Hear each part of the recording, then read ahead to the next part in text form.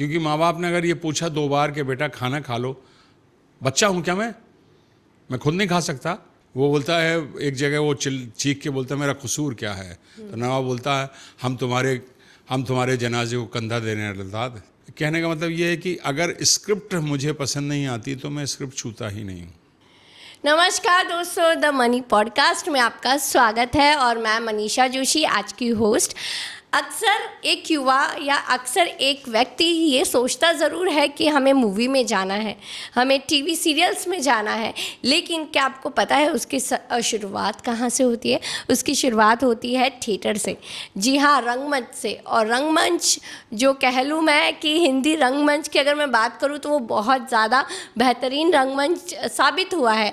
तो उस रंगमंच की जो लौ है, उस मशाल को जलाते हुए उसे आगे लेकर जाने वाले जो व्यक्ति हैं, आज हम उनसे मुलाकात करेंगे, क्योंकि 47 साल से उस थिएटर को उन्होंने बहुत आगे तक बढ़ाया है और आज भी उसे एक अनुभवी जगह बनाते गए हैं। तो please welcome Om Katare sir.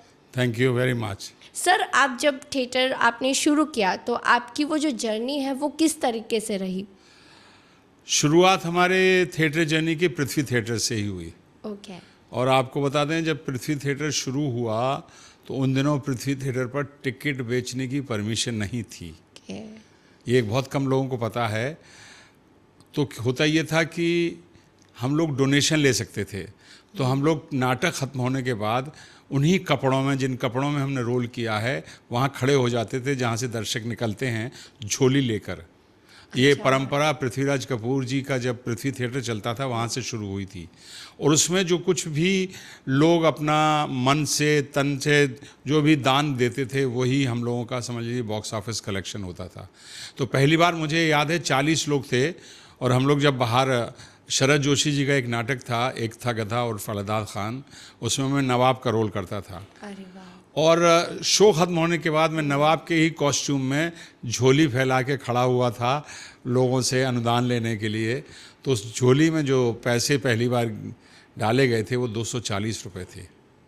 और उन दिनों पृथ्वी थिएटर पर किराया नहीं लगाते थे, 1 रुपये एक आदमी जितने लोग बैठे हैं उतना किराया देता था। इस तरह शुरू हुई थी हमारी जर्नी। जब कोई आता है थिएटर में, ऐसे कहते हैं कि थिएटर में आने वाला जो व्यक्ति है वो हमेशा भूखा मरता है, बट आपको देख के मुझे नहीं लगा कि ऐसा कुछ सिनेरियो है, क्योंकि आपने उसको थिएटर के हिंदी रंगमंच की पहचान ही बदल दी है। तो ये ज़रूर है कि थिएटर पर आप ज़िंदा नहीं रह सकते, मतलब अपनी जीविका नहीं चला सकते।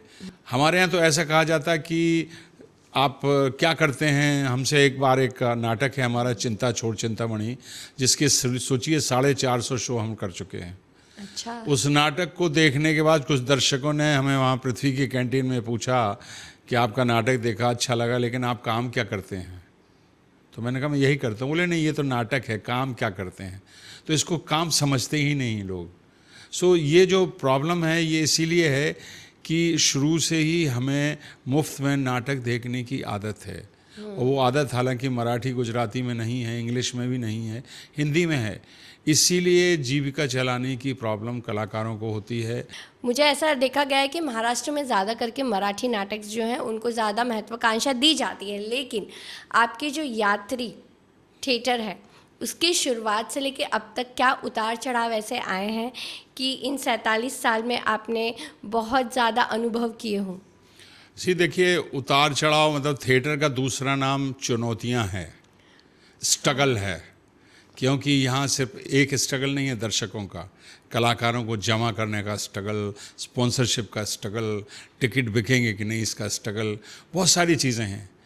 बट इन सब के बीच में अगर आपका नाटक चल जाता है तो ये सारे स्ट्रगल, सारी चुनौतियाँ एक बार आप भूल जाते हैं। मराठी में सबसे अच्छी बात यह है कि मराठी में माँ बाप बच्चे को उंगली पकड़ के थिएटर दिखाने ले जाते हैं। बाय द टाइम वो बड़ा होता है, बाय द टाइम वो समझ लीजिए 15, 16, 17, 18 साल का होता है, उसको मराठी के बड़े बड़े राइटर, एक्टर, डायरेक्टरों के नाम पता होते हैं। और वहाँ अगर कोई पूछे आपसे आप क्या करते हैं और वो कहे कि मैं प्रोफेशनल मराठी थिएटर करता हूँ, तो लोग बड़े फ़ख्र से और इज्जत से देखते हैं हिंदी में ऐसा मुश्किल है, हालांकि मैंने कोशिश की। लेकिन आपने काफ़ी हिंदी रंगमंच को आगे तक बढ़ाया है। मुझे ये बताइए कि ये जो अवार्ड है, जी, संगीत नाटक अकेडमी अवार्ड जो है, वो लॉबिंग करने से मिलता है और आपको दतिया जहाँ का मैं रहने वाला हूँ, मध्य प्रदेश का, वहाँ से बम्बई का सफ़र और बम्बई से दिल्ली तक का सफ़र, इसको 47 साल लगे मुझे। तो इतना पेशेंस अगर आप में है तो ज़रूर आज ना कल हर किसी को कहीं ना कहीं कोई मंजिल तो मिलेगी ही। देखिए, थिएटर में सबसे ज़्यादा ज़रूरी है कि आप अब थिएटर करते हैं तो आप ऊबे नहीं, आप जल्दी पेशेंस अपना न खोएं, बिकॉज़ यहाँ जल्दबाजी में कुछ नहीं होता। एक एक दो दो महीने रिहर्सल होती है और कई बार नाटक नहीं चलता, और कई बार चल जाता है तो 100 200 शो तक चलता है। हमारा एक प्ले है हथकरदी आपने, उसके 550 शो हो चुके हैं। रावण लीला एक प्ले है जिसके करीब 250 शो हो चुके हैं। सो ये जो है ना, इसके लिए बहुत पेशेंस ज़रूरी है। और मैं अपने आप को जैसे कह लीजिए सौभाग्यशाली मानता हूँ कि हमारे पास बहुत ही मैच्योर्ड एक्टर्स की टीम है प्रेजेंटली, और पहले भी रही है, जो सिर्फ थिएटर करते हैं। ऐसे नहीं उनको कोई परहेज है सीरियल और फिल्मों में काम करने से, लेकिन वो थिएटर छोड़ के फिल्में करने नहीं जाएंगे। अगर शो है हमारा, रिहर्सल है हमारी, और उनकी शूटिंग निकल आई, तो वो एक बार प्रोड्यूसर को बोल देंगे कि सर शो है मेरा और उस दिन मैं शूटिंग नहीं करूँगा, लेकिन हमारा शो नहीं छोड़ेंगे। इसीलिए आप अक्सर देखेंगे हमारे नाटकों में 50-50 शो तक वही कलाकार रहते हैं, बदलते नहीं हैं। मुझे ये बताइए कि अभी ऐसा देखा गया है, अभिनेता जो नवाजुद्दीन सिद्दीकी है और पंकज त्रिपाठी हैं, वो वापस थिएटर की ओर लौट रहे हैं, तो जी। उसके पीछे की आपको वजह पता होगी? देखिए, वजह तो पता नहीं, लेकिन ऊपर ऊपर से ये कह सकते हैं कि थिएटर का जो कलाकार है वो कितना भी सीरियल फिल्मों में कर ले, लेकिन वो बार बार थिएटर की तरफ लौटना चाहता है। क्योंकि थिएटर में आप कितना भी महान नाटक कर लीजिए, फिर भी आपको लगता है कि कुछ ना कुछ छूट गया है यहाँ, और कुछ ना कुछ छूट गया ये शब्दों में बयान नहीं किया जा सकता। और वो कुछ ना कुछ छूट गया है जो वो फिर से वापस आके उसको फिर से पाने की कोशिश करता है। मुझे लगता है कि जो ये बड़े बड़े नाम हैं जो फिर से थिएटर में आ रहे हैं, ये थिएटर के लिए बहुत शुभ समाचार है। क्योंकि ये बहुत सारे बड़े जो नाम हैं, ये दर्शक लेके आएंगे थिएटर में, और दर्शक लेके आएंगे तो उससे नाटक चलेंगे, और एक साथ जब दर्शकों को नाटक देखने की आदत पड़ेगी तो हो सकता है वो दूसरों के नाटक भी देखने जाएं। एक आदत बन जाएगी जो कि बहुत ज़रूरी है हिंदी थिएटर के लिए। आप निर्देशक भी करते हैं, तो मुझे ये बताइए तब कौन सी सबसे बड़ी समस्या आती है जब आप बाकी कलाकारों को जो है निर्देश दे रहे होते हैं और आपको लगता है कई कबार कि ये थोड़ा सा? ऐसी कोई समस्या मुझे नहीं लगता है, बिकॉज इतने सालों की थोड़ी प्रैक्टिस होते होते मैं लिखता भी हूँ अपने नाटक, अच्छा। और डायरेक्ट भी करता हूँ, एक्ट भी करता हूँ कुछ प्लेज में।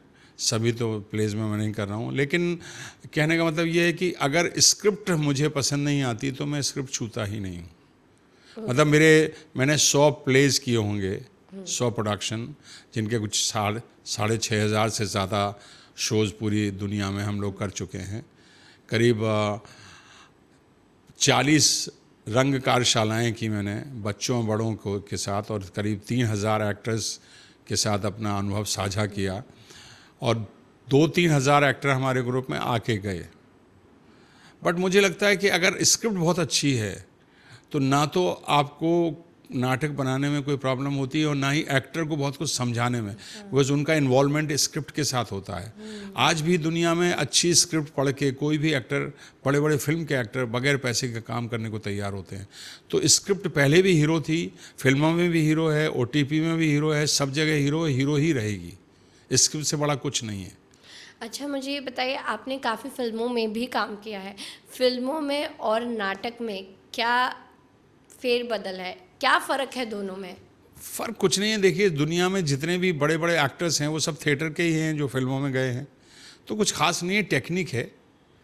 यहाँ पर हम पूरी तरह से, जैसे कह लीजिए, मंच पर खुल के काम करते हैं, कैमरे के सामने आप रिस्ट्रिक्शंस होते हैं कि आपको कितना हिलना है, कितना मूव करना है, कितना कुछ करना है, तो ये सब चीज़ें हैं। सो टेक्निक है।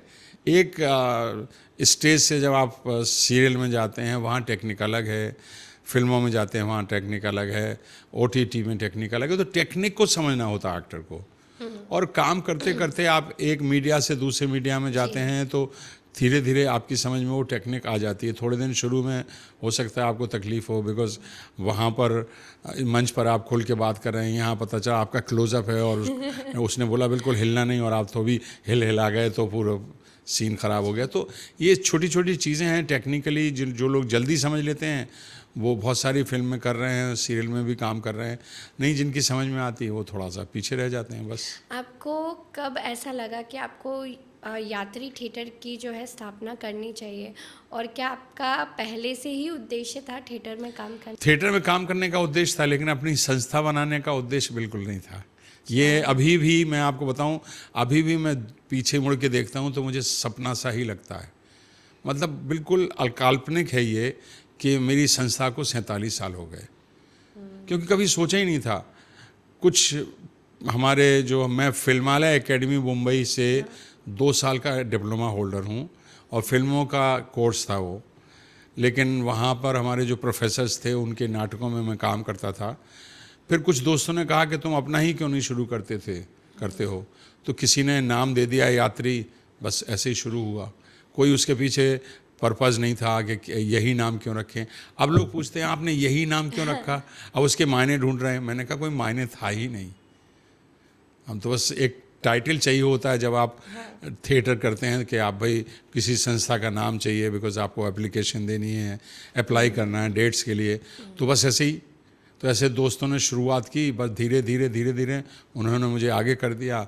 बस ईश्वर की इच्छा थी और रंग देवता की इच्छा थी, और रंग देवता शायद चाहता था कि मैं ये काम करूं, बस तो फिर लग गए जब इसका। आपने ये सोचा था कि आप रंगमंच में काम करेंगे, तो फैमिली का क्या रिएक्शन रहा उस पर, और आपने क्या कुछ उनको समझाया कि आपको थिएटर ही क्यों करना है? नहीं, मैं बताऊं कि मैं जिस फैमिली से हूं, मेरे पिताजी लिखते थे, साहित्यकार थे, और जिस शहर से मैं हूं, दतिया, जैसा बताया आपको मैंने, वहाँ म्यूजिशियंस, साहित्यकारों, गीतकारों का जमघट है।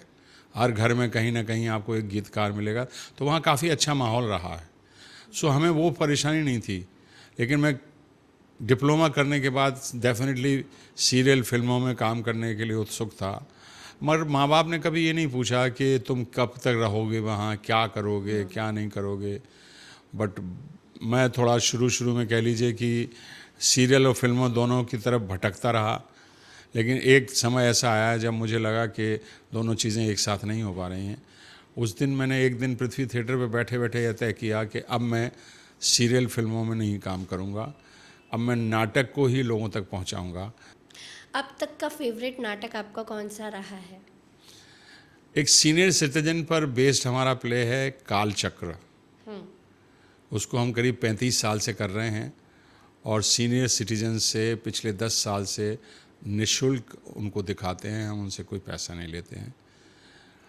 सगे माँ बाप को बच्चे अपने साथ नहीं रखना चाहते हैं, तो बाप जो है ना, आउट ऑफ फ्रस्ट्रेशन विज्ञापन देता है पेपर में कि जिस तरह लोग बच्चे गोद लेते हैं उसी तरह माँ बाप को क्यों ना गोद लिया जाए। और एक हस्बैंड वाइफ जिनके माँ बाप नहीं हैं, अब वो उन्हें गोद लेते हैं और सगे बच्चों से भी बढ़ के रखते हैं। इसमें पूरा प्ले है। ये प्ले आपको चैनल पे Z5 पर शूट हुआ है, वहाँ मिल जाएगा देखने को।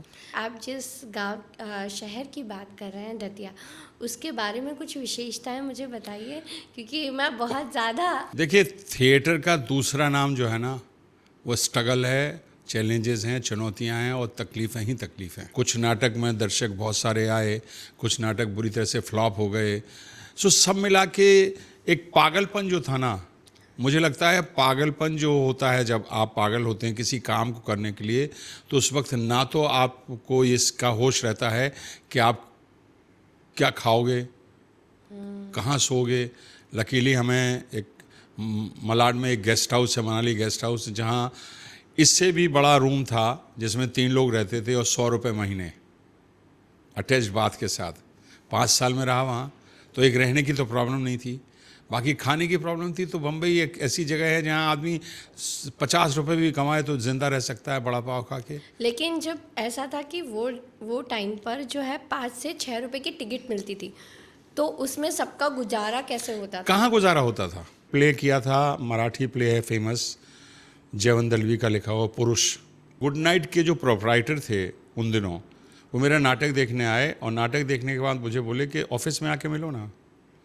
आप यकीन नहीं करिए, उस एक नाटक के एक पात्र का इतना बड़ा असर हुआ कि 6 साल तक वो हमें स्पॉन्सर करते रहे। तो धीरे धीरे लोग मिलते रहे। जब आप किसी भी प्रोफेशन में बहुत गंभीर होते हैं और लोग बोलते हैं यार ये अपने काम के लिए बहुत सीरियस है, तो आपको आपके 100 लोग आपको पसंद करने लगते हैं, वो आपकी ताकत बन जाते हैं और वो चुनौतियां धीरे धीरे जो आपको लगती हैं लाइफ में वो कम होती चली जाती हैं। और मुझे लगता है कि मेरे थिएटर में जितना समझ लीजिए मेरी मेहनत है, उससे ज़्यादा मेहनत हमारे साथ कलाकारों की है और जिन लोगों ने नाटक देखकर मुझे सहारा दिया उनकी है। एक हमारे मित्र हैं अशोक मुखी, बिल्डर हैं वो, लेकिन कालचक्र वो 50 बार देख चुके हैं। तो आप जब पहली बार मुंबई आए थे दतिया से, तब आपने कैसे शुरुआत की मुंबई में, जब आप जहाँ पे किसी को नहीं जानते थे? हाँ, शुरुआत ऐसे थी कि मैं फिल्मालय में मैंने एडमिशन ले लिया था, तो मैं कोर्स कर रहा था वहाँ। कोर्स करने के बाद तब तक कोई स्ट्रगल नहीं था, घर से पैसे आ रहे थे। स्ट्रगल तब हुआ जब मैंने अपनी थिएटर कंपनी शुरू की और एक स्टेज के बाद लकीली मुझे शुरुआत के दिनों में मेरे फादर ने मुझे घर दिला दिया था लोखंडवाला में। बस खाली घर, एक चटाई, एक गद्दा, एक पंखा। सो वो घर जो है मेरी बहुत बड़ी ताकत थी। और फिर मैंने कहा अब मुझे कुछ नहीं चाहिए आपसे। फिर जो स्ट्रगल खुद के सरवाइव करने का हुआ वो उसने सारे रास्ते दिखा दिए। उसने हमको समझाया कि स्पॉन्सरशिप कैसे लेना है, लोगों से डोनेशन कैसे लेना है। बिकॉज सर्वाइवल की जब प्रॉब्लम है और आपको लगता है कि आप अपना दिमाग दौड़ाएंगे सर्वाइव करने के लिए, तो डेफिनेटली आपको रास्ते अपने आप बनते चले जाएंगे। जब थिएटर का दौर चल रहा होता है और कोई नया कलाकार आता है, वो क्या स्ट्रगल फेस करता है पहले के दिनों में और अभी के दिनों में? पहले कुछ स्ट्रगल्स अलग होती थी और अभी जो स्ट्रगल्स हैं वो अलग होती हैं। देखिए, थिएटर ग्रुप आप जब ज्वाइन करते हैं तो उस ग्रुप का स्ट्रगल होता है। उस ग्रुप में आप आते हैं तो उसमें ऑलरेडी बहुत सारे लोग हैं पहले से, तो आपको तुरंत तो रोल मिलेगा नहीं, या आपको किसी और पुराने नाटक से किसी को हटा के तो रोल आपको नहीं दिया जाएगा, तो आपको इंतज़ार करना है। तो पेशेंस होना बहुत ज़रूरी है। तब तक आप बैक स्टेज कीजिए, लाइट ऑपरेशन सीखिए, म्यूज़िक सीखिए, बहुत सारी चीज़ें हैं थिएटर में। एक नाटक 25 डिपार्टमेंट से मिल के बनता है, जिसमें लाइट है, सेट है, सेट का डेकोरेशन है, मेकअप है, कॉस्ट्यूम है, प्रॉपर्टीज़ हैं, बैक स्टेज है, ये सब चीज़ें हमने खुद की हैं। तब जाके ये हो। आज हम अपने एक्टर्स को बोलते हैं कि भाई लाइट डिज़ाइनिंग सीखो, लाइट डिज़ाइनिंग, सेट डिज़ाइनिंग, ये सब चीज़ें सीखने के बाद हमने मतलब ये सब चीज़ें जानना बहुत ज़रूरी है एक डायरेक्टर को भी, कलाकार को भी। कॉस्ट्यूम के लेवल पर आप, जैसे हम लोगों का ये प्ले था रावण लीला, ये पूरा कॉस्ट्यूम ड्रामा है। उसके लिए किस तरह के कॉस्ट्यूम चाहिए, डिज़ाइनर तो अपना ये बता देगा कैसा, हमें क्या चाहिए वो हम नहीं बताएंगे, उसे तो सही चीज़ नहीं मिलेगी। तो सर मुझे ये बताइए कि नाटक नट सम्राट है, उसके बारे में आप क्या कहेंगे? देखिए, मैं ये बहुत पर्सनल है एक्चुअली। बड़े बड़े नाम हैं, बट मुझे लगता है कि नसरुद्दीन शाह जी ने जो नाटक की लौ जला रखी है, बिकॉज़ वो एक इकलौते व्यक्ति हैं जो फिल्मों, सीरियल और टेलीविज़न के अलावा थिएटर को जी रहे हैं उसी शिद्दत से जिस शिद्दत से वो दूसरी चीज़ें करते हैं। लेकिन उनकी संस्था है जो है, उसमें कभी मैंने देखा नहीं कि इतने साल हो गए हैं और वो गैप करें। वो फिल्में छोड़ देंगे, सीरियल छोड़ देंगे, लेकिन थिएटर की डेट्स जो है ना, मुझे लगता है कि सैल्यूट टू हिम। या यूथ की है। कौन सी एक अहम समस्या लगती है हमारे समाज में? अभी सबसे बड़ी समस्या यही है कि जो भटकाव है जनरेशन का, इतने सारे ऑप्शंस जो खुल गए हैं कि आज वो एक्टर हैं तो कल उनको नौकरी करनी है, और कल डॉक्टर हैं तो उनको एक्टर बनना है, फिर कॉरपोरेट में है तो कहीं और जाना है। सो ये जो है ना, लगातार कहीं भी ठहराव नहीं है, क्योंकि ओवर इन्फॉर्मेशन हो गई है हम लोगों के पास हर चीज़ की। इतनी ज़्यादा इन्फॉर्मेशन हो गई है कि हर चीज़ पे हम लोग बहस करने को तैयार हैं। यूथ आज बहस कर रहा है, आर्गूमेंट कर रहा है, बड़ों की सुन नहीं रहा है, अनुभवी लोगों की बात नहीं सुन रहा है। लेकिन बगैर, आप मुझे बताइए, दुनिया में कितना भी इतिहास उठा के देख लीजिए, कितने भी ज्ञानी लोगों के बारे में पढ़ लीजिए, कोई भी बगैर गुरु के ज्ञान नहीं पा सका है। पर आज की जनरेशन से गुरु का कोई संबंध है नहीं। मजबूरी में ज़रूर वो गुरु बनाएंगे, लेकिन एक वो समर्पण जो होता है, समर्पण मतलब कि अगर गुरु ने बोल दिया कि यहीं बैठे रहो, मैं 2 घंटे बाद आता हूँ, तो वो बैठा रहेगा वहाँ। तो ये जो समर्पण था, यही सिखाता था हमें। क्यों बच्चों को लोग गुरुकुल भेजते थे, परंपरागत जो स्कूल है वहाँ भेजते थे? क्यों वो जो संस्कार है ना, आज के यूथ को हर चीज़ चाहिए, घर भी चाहिए, माँ भी चाहिए, बाप भी चाहिए, लेकिन उनके साथ बैठ के आधे घंटे बात करने का समय नहीं है उनके लिए। और ये जो है ना पानी के बुलबुले की तरह है। थोड़े दिन के बाद जब ये बुलबुला ख़त्म होता है तो फिर वो ढूंढते हैं कि इमोशनल कोई हमें सिक्योरिटी नहीं है। तो इमोशनल सिक्योरिटी तो आपने छोड़ दी ना, क्योंकि माँ बाप ने अगर ये पूछा 2 बार कि बेटा खाना खा लो, बच्चा हूँ क्या मैं खुद नहीं खा सकता? इसके पीछे एक इमोशन होता था। कि माँ बाप अगर आपको पूछ रहे हैं कि बच्चा खाना खा ले, तो 2 बार पूछ रहे हैं, स्कूल से आए हो खाना खा लो, तो उसके पीछे इमोशन थे, वो इमोशन ख़त्म हो गए। अब आप फिल्मों में देख लीजिए, जो फिल्में सीरियल बन रही हैं, इनमें आपने कभी किसी कलाकार को रोते हुए देखा है ढंग से? सिर्फ एग्रेसिव, सिर्फ झगड़ा कर रहे हैं लोग, गुस्से में बोल रहे हैं, गाली गलौज कर रहे हैं। ये परफॉर्मेंस का है सिलसिला। हमने अपने 47 साल के जीवन में कोई लफ्ज़ अपना मंच पे ऐसा नहीं बोला है, ना ही बोलूँगा, जिससे देखने वालों को ऊब हो। क्यों? हम सरवाइव नहीं किए। लेकिन अभी फिल्में भी तो वैसी बन रही है जैसे तो मैं कह रहा हूँ फिल्में बन रही हैं, पर मेरा नाटक चल रहा ना बगैर गाली दिए। इसका मतलब ये है कि उसके दर्शक हैं, वो नहीं चाह रहे हैं विस्तार देखना। आप दिखा रहे हैं उनको। आप आज फ़ोन खोलते हैं और 4 गालियाँ सुनते हैं, तो आप दिखा रहे हैं, उन्होंने बोला क्या? पॉइंट वही है। ये जो भटकाव है, ये बुलबुल की तरह है। थोड़े दिन में जब ये भटकाव ख़त्म होगा, आज बड़ी बड़ी कंट्रीज़ में क्या हो रहा है,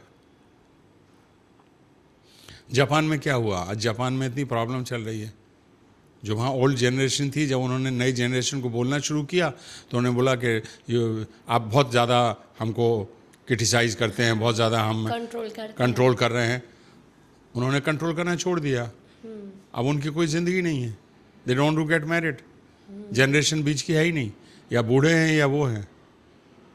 सो हम कहने का मतलब ये है कि ये कैसे पॉसिबल है कि आप अपने घर के भी सीनियर से, अपने गुरु से, जो टीचर हैं, वो उनसे ना कुछ समझें, उनके अनुभव से ना लें। लेकिन ऐसा कहा जाता है कि जो जेन जी और अल्फ़ा जनरेशन है, ये अपने आप से खुद को अपडेट करती हैं, खुद से अपने आप को डेवलप करती हैं, तो उनको ऐसा लगता है कि कहीं ना कहीं तो मशीन ही हो गए ना सब। ये मशीनें हैं, ये AI है सब। इनको तकलीफ होगी तो पट्टी बांध लेंगे, लेकिन जब ये खाली हो जाएंगे अंदर से, तो इनको पुचकारेगा कौन, इनको मरहम कौन लगाएगा? क्योंकि वो तो रिश्ता तोड़ दिया आपने। आज भी ऐसे युवा देखे गए हैं जो सालों सालों तक ऑडिशन देते हैं और फिर भी जो है एक्टिंग करियर में इतना अच्छा नहीं कर पाते हैं।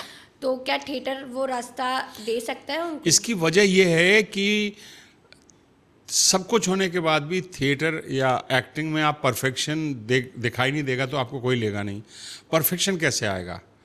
परफेक्शन पढ़ने से आता है एक्टर को, किताबों से कोई वास्ता नहीं। आजकल मेरा कल जन्मदिन था, मेरी एक छोटी सी पार्टी थी, मैंने अपने एक्टरों को सबको 2-2 किताबें गिफ्ट की। हर साल मैं 100-50 किताबें जो मेरे पास पड़ी हुई हैं दे देता हूँ, और ये कहता हूँ पढ़ना है इनको। तो जिस फील्ड में आप हैं, उस फील्ड का उस फील्ड की कंपलसरी ये चीज़ है कि आपको बोलो, जिस फील्ड में आप हैं उस फील्ड का सबसे महत्वपूर्ण अंग है किताबें।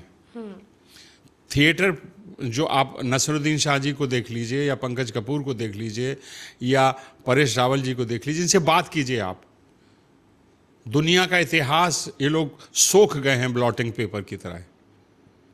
किसी भी विषय पे बोल सकते हैं। आज का यूथ बोल सकता है, वो क्या करेगा, फ़ोन पे देखेगा फिर 1957 में वॉर में क्या हुआ था और बता देगा। और बातचीत तो नहीं कर सकता ना। बातचीत जब भी यूथ करेगा बहस करेगा, क्योंकि ओवर इंफॉर्मेशन है उसके पास। ऐसा नहीं है कि मैं आपसे बोलूं कि ये डायलॉग है, इसमें आपको रोना है और बोलें जल्दी करो जल्दी करो, ऐसे कोई इमोशन नहीं आ सकते जब तक आप फील ना करो। जब तक आप फील नहीं करेंगे कैसे? और फील करने का मतलब ये है कि आपको यहाँ चोट लगेगी तो फील करेंगे ना। लाइफ में आप कब रोते हो? जब आपको तकलीफ होती है। स्क्रिप्ट को अपनाना और उसको ढाल लेना खुद में। सो पॉइंट ये है कि अभी जो मुझे ऐसा लगता है, मतलब हो सकता है मेरी बातें जो मैं कह रहा हूँ उससे यूथ सहमत ना हो बिल्कुल, लेकिन फैक्ट ये है कि इसके बाद क्या, हम अपनी भाषा छोड़ते जा रहे हैं। हमें पूरी तरह से अपनी मातृभाषा नहीं आती, हम उसको सीखते नहीं हैं, हम अंग्रेज़ी ही बोल रहे हैं, है ना, टूटी फूटी हिंदी बोल रहे हैं। तो इसके बाद की जनरेशन को हम क्या देंगे, कौन सी लैंग्वेज देंगे? लेकिन भाषाएं जो है वो फिल्में भी तो वैसा ही रोल प्ले कर रही है ना भाषाओं को निभाने में। हाँ, तो कर रही हैं ना रोल, और वो उनको समझ में नहीं आ रहा कि यूथ को क्या देना है वो। बट उसकी जगह 12 फेल भी तो फिल्म चली। हाँ। क्यों चली वो मुझे बताइए।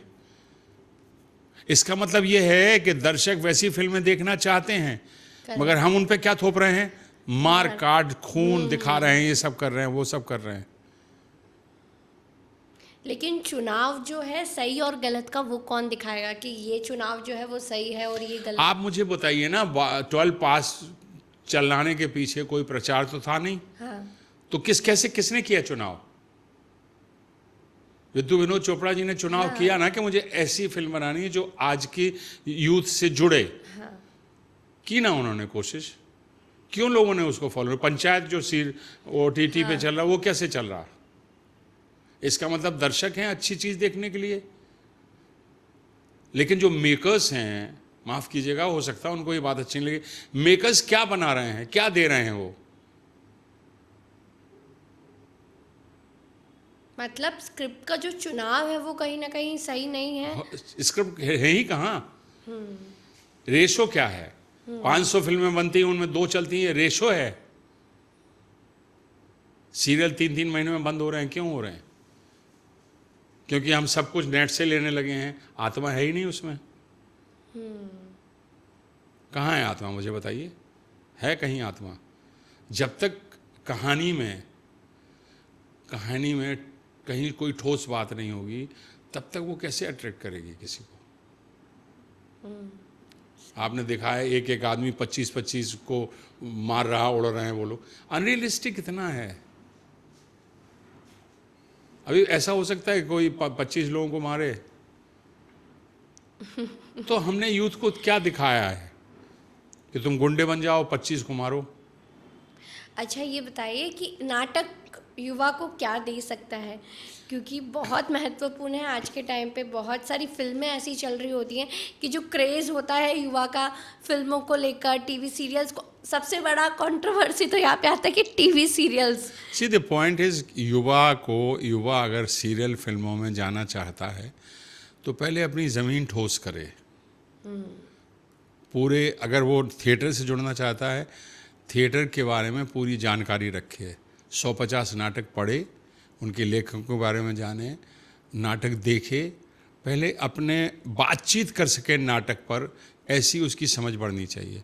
वैसे ही अगर उसको फिल्मों में जाना है तो उसको फिल्म का इतिहास पता होना चाहिए कि भाई हमारे हिंदुस्तान में अच्छे डायरेक्टर कौन हुए हैं, उनका कैसा काम रहा है, क्यों उनको अवार्ड मिला। आज भी हम लोग गिनी चुनी फिल्मों की पुरानी बात क्यों करते हैं, हम आनंद फिल्म की ही बात क्यों करते हैं? क्योंकि वो इतने साल के बाद भी जिंदा है कि फिल्म सबके दिमाग में। शोले की बात क्यों करते हैं? क्यों? जिंदा है वो फिल्म आज भी दिमाग में, आंख बंद करके आप उसके सीन देख लेते हैं। क्यों? क्योंकि उस पर उतनी मेहनत, उतनी बारीकी से काम किया गया था। एक था गधा जो नाटक की आप बात कर रहे हैं, उसका एक डायलॉग छोटा सा। उसमें मैं नवाब का रोल करता हूँ, सन की नवाब। तो वो दरबार में आता है, 3-4 चमचे बैठे हुए हैं, तो वहाँ पर उसकी एक स्पीच थी, कहना ना होगा ना कहा जाए तो कहा जाएगा कि मैंने कहा नहीं, क्योंकि कहे ना कहें, क्योंकि कहने वाले तो कहते ही हैं, और जो नहीं कहना चाहते वो क्यों कर कहेंगे कि हमने जो किए हैं काम वो कहीं ज़्यादा है उन वादों से जो हमने दिए थे। जैसे जेल की दीवारों को 2-2 मीटर ऊंचा उठाया जाना, आपने देखा होगा और मैंने, कि जेल की दीवारें ऊपर उठी, ये काम इस मुल्क में पहली बार हुआ है। इससे पहले दीवारें 2-2 मीटर नीचे थीं। इसके पीछे एक मकसद था हमारा जो हमेशा रहता है, कि चुनौती मिले उन चोर डाकू खूनियों को जो जेल की दीवारें फांदते हैं। आपका पसंदीदा डायलॉग कौन सा था? मेरा पसंदीदा डायलॉग एक था उसमें कि वो अपनी गद्दी बचाने के लिए एक अलदाद खां का मर्डर कर रहा है, वो उससे अपील करता है। वो बोलता है, एक जगह वो चीख के बोलता है मेरा कसूर क्या है, तो नवाब बोलता है हम तुम्हारे जनाजे को कंधा देने हैं अलदाद, यह सम्मान हर किसी को नहीं मिलता। कल तुम एक खबर बनोगे, खबर तुम्हारा स्मारक खड़ा होगा, आम आदमी इससे ज़्यादा तुझे चाहिए क्या? मतलब आम आदमी की क्या स्थिति है। और उसको मारने के बाद वो अपने चमचों को बोलता है, उल्लू के पट्टो, ये है इतिहास में आम आदमी की भूमिका, लाओ सिगरेट पिलाओ। He was so cool. मतलब ये जो है ना, सर जोशी से जब हम मिले तो हम उनको देख के सोचते थे कि ये आदमी अंदर से कैसे ये संवाद लिख सकता है। आपका फेवरेट ऑथर? फेवरेट ऑथर जयवंत दलवी, उनका कुछ जिनका प्ले है हम लोग कालचक्र करते हैं, जिसमें आखिरी के जो आखिरी का टाइम है प्ले का 20 मिनट तक मुझे रोना पड़ता है उसमें लगातार। मतलब रोना ऐसे नहीं, सॉरी, मंच पर आंसू टपकते हैं, देख सकते हैं लोग। तो वो जो है ना, मतलब वो शुरू से ही जयवंत दलवी जैसे राइटर मराठी में जो हुए हैं उनको बहुत मान था, बहुत सम्मान था उनके साहित्य को। उन जैसा लेखक नहीं हुआ। तो ये जो है ना सारी कथा थिएटर की, इसका कोई अंत नहीं है। बट ये कहूँगा कि जो देश के लोग, जो कलाकार थिएटर से जुड़े हुए हैं और जल्दी ऊब जाते हैं, उनसे एक ही बात कहनी है कि थिएटर से अच्छा कुछ नहीं है एक कलाकार के लिए, अगर वो सच में मन से थिएटर कर रहा है और थिएटर करना चाहता है। बिकॉज़ ये यहाँ संघर्ष लंबा ज़रूर हो सकता है। पहले का संघर्ष ज़्यादा था कि अभी का संघर्ष बहुत ज़्यादा है? नहीं, पहले भी था, अब ज़्यादा इसीलिए कि पहले कम भीड़ थी और चुनौतियाँ ज़्यादा थीं, टिकट बिकते नहीं थे। अब चुनौतियाँ इसीलिए ज़्यादा हैं कि भीड़ बहुत है, बहुत सारी संस्थाएं हो गई हैं, बहुत सारे कलाकार हो गए हैं। तो अब दूसरी तरह की चुनौतियाँ हैं कि एक दर्शक के पॉइंट ऑफ व्यू से सोचिए कि दर्शक के पॉइंट ऑफ व्यू से सोचिए कि उसको 25 नाटकों की चॉइस है, तो आपका नाटक क्यों देखने जाएगा? आप चुनौती ये है कंपटीशन कि वो पृथ्वी थिएटर जाए, कि रंगशीला जाए, कि NCPA जाए, कि दादर जाए, कहाँ जाए। तो अब हमारी चुनौती ये है कि हमें अपने नाटक को इतना मजबूत बनाना पड़ता है कि वो मेरा ही देखने आए सिर्फ नाटक। आपको आपका जो ये नया अवार्ड मिलने वाला है, जिसकी घोषणा भी हुई है, संगीत नाटक अकेडमी अवार्ड, उसके लिए पहले तो बहुत बहुत बधाइयाँ, धन्यवाद। क्योंकि इतने साल की मेहनत और इतने साल के संघर्ष के बाद आपको ये अवार्ड मिलने जा रहा है। लेकिन इस अवार्ड की जो धनराशि है 1 लाख रुपए, उसका आप क्या करना चाहेंगे? अच्छा, मैं तो बताऊंगा क्या करना है। आपको क्या लगता है मुझे क्या करना चाहिए? आपको एसोसिएशन में और ज़्यादा बिल्डअप लाना देखो, चाहिए। ऐसा है कि बहुत सारे लोगों का ये कहना है कि हमें पार्टी दो, अच्छा, ऐसा भी कहना है, लेकिन कोशिश करेंगे कुछ फ्रूटफुल करने की, कुछ ऐसा मीनिंगफुल करने की। ताकि उस पैसे का सही उपयोग हो। तो अभी सोचा नहीं है, बट डेफिनेटली कुछ तो करेंगे ही। हो सकता है एक गंभीर नाटक कर दें हम। एक मेरा नाटक है हम पाँच लड़कियों को, सिर्फ लड़कियां हैं उसमें, और बहुत कष्टदायक नाटक है। कष्टदायक मतलब लिखते वक्त मुझे बहुत पीड़ा हुई। जो माँ या बाप लड़कियों को कचरे के डब्बे में फेंक देते हैं, ऐसी 4 बच्चियों के ऊपर वो नाटक है, जिसको एक नर्स पालती है और उन बच्चियों को नहीं पता कि वो उनकी माँ है। अच्छा। इस पे पूरा नाटक है और ये बहुत सारे लोग देख चुके हैं। तो मेरी कोशिश ये रहेगी कि इस नाटक को आगे बढ़ाएं और उसमें वो पैसे का इस्तेमाल करें, ताकि लोगों तक ये मैसेज पहुँचे कि हमें जो हमारे देश की बच्चियां हैं उनके साथ हमें कैसा व्यवहार करना चाहिए। वो माँ जो नर्स होती है वो उन बच्चियों को पढ़ा लिखा के इतना मजबूत करती है कि वो अपने पैरों पर खड़े हो जाती हैं, और अंत में नाटक के 5 मिनट पहले उन बच्चियों को पता चलता है कि ये मेरी सगी माँ नहीं है। फिर जो नाटक में रोना शुरू होता है, तो मेरी कोशिश ये रहेगी उसी नाटक को आगे बढ़ाने के लिए उस पैसे का इस्तेमाल करें। अच्छा, बहुत बढ़िया। Thank you so much. अगर सर एक और सवाल है मेरा कि अगर आप थिएटर का चुनाव ना करते तो आप उसके अलावा क्या चुनते? अभी ये पहले से तय नहीं, बट मुझे अपॉर्चुनिटी थी असिस्टेंट करने की, डायरेक्टर बनने की। तो फिल्मों में एक्टिंग तो कर ही रहा था मैं, और थोड़े बहुत कहीं कैरेक्टर चरित्र अभिनेता में कहीं नहीं कहीं बाल पूरे ऐसा कुछ कर रहे होते। आज की जो मुलाकात थी वो बहुत अच्छी रही, बहुत कुछ जानने मिला थिएटर के बारे में। अक्सर हमें लगता था कि जो फिल्मों का जो रास्ता है वो इतना कठिन भरा नहीं होगा, क्योंकि युवा हैं, जैसे आपने बताया चैट जीपीटी और फेसबुक ये सबसे वैसे ही फेमस हो जाते हैं, लेकिन थिएटर भी एक अलग दुनिया है, वो आज आपसे जानने को मिला। और इतने बिजी शेड्यूल में से मेरे लिए थोड़ा सा टाइम निकाला, हमारे पॉडकास्ट के लिए थोड़ा सा टाइम निकाला, उसके लिए थैंक यू सो मच।